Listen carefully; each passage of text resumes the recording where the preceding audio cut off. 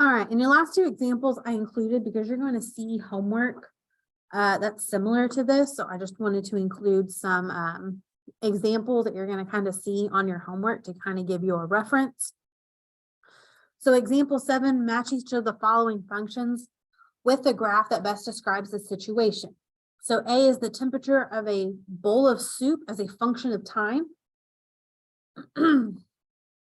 Okay, which one of these functions do you think will represent the temperature of a bowl of soup? Hopefully you say 2 here. It's going to start off hot and it's going to slowly get cooler, cooler, cooler until it's getting pretty cold.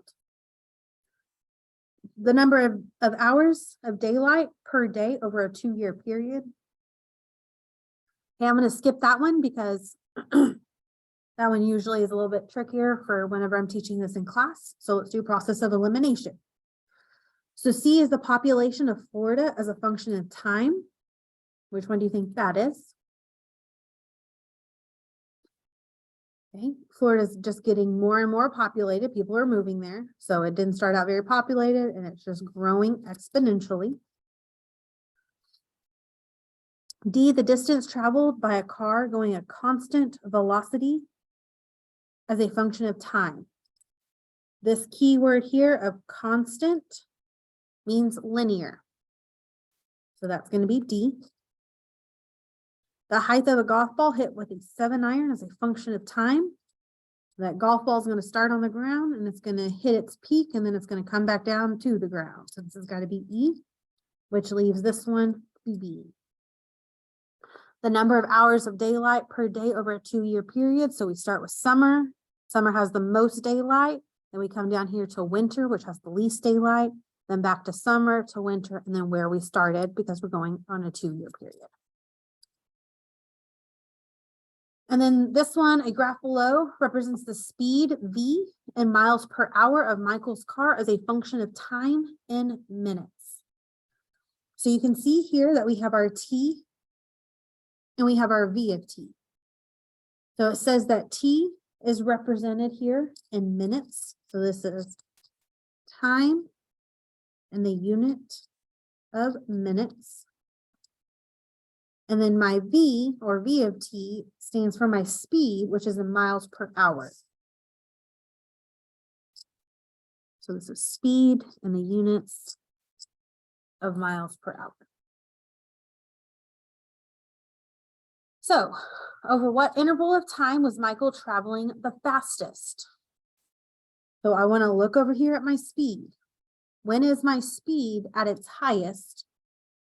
Well, it looks like he went 50 miles per hour between minutes 7 and 7.4.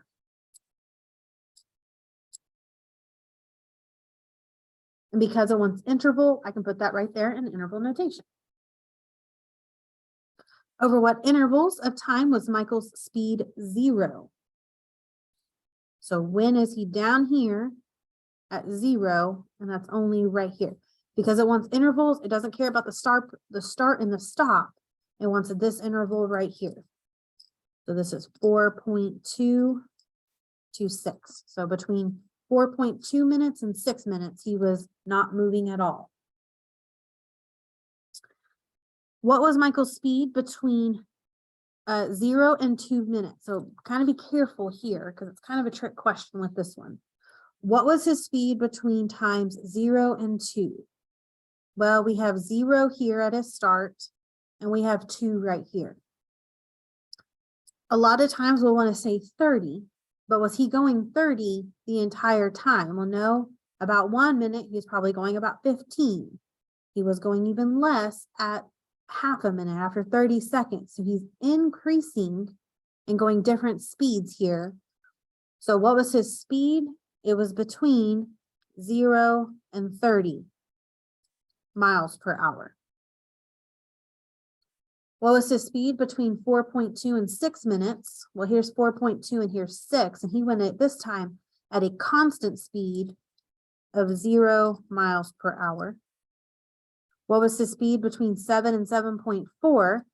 Here's 7, here's 7.4. Again, a horizontal line saying he was at a constant speed of 50 miles per hour? And when was Michael's speed constant? Well, he was constant right here at this horizontal line, which is 2 to 4.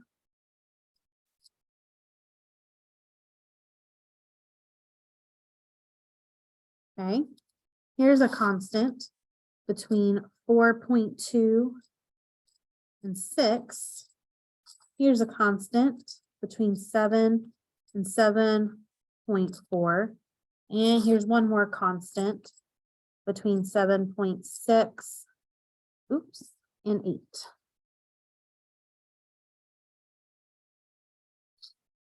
And you'll see questions like this in my math lab on your homework for this section.